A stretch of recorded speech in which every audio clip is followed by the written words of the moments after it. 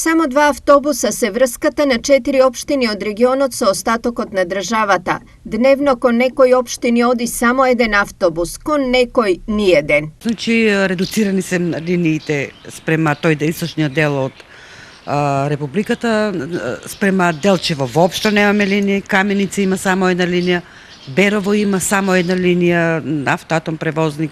Патниците бараат спремајувањата на телефонот службен за информации, бараат нормално линии за тој дел од Македонија. Ова е огромен проблем за околу 35.000 жители од Берово, Пехчево, Делчево и Македонска Каменица, кои имаат голема потреба да стигнат до Скопје, Штип или Кочани, например, но можностите за тоа им се крајно ограничени. Малку е само еден, шо е тоа, ништо. А патници пуно има, а еден автобус, како тоа? Но требе, ама те нема. Порано имаше повеќе.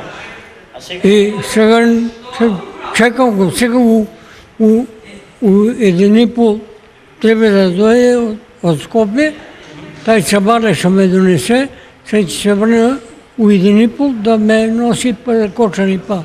Значи тоа е цел ден треба да седам тука, да дребам цел ден. Од Сдруженијето на превозници веќе извесен период се обидуваат да најдат решение за овој проблем, но сите нивни напори досега не ги дале очекуваните резултати. Имаме разговарано веќе во Министерството да по крајните дестинации како што е Берово и некои други градови кај што нема толку патници за да може да им се исплаќа на превозниците да возат, да се прави нешто со субвенционирање на линии. Меѓутоа, за сега уште по закон за патен сообраќај е така.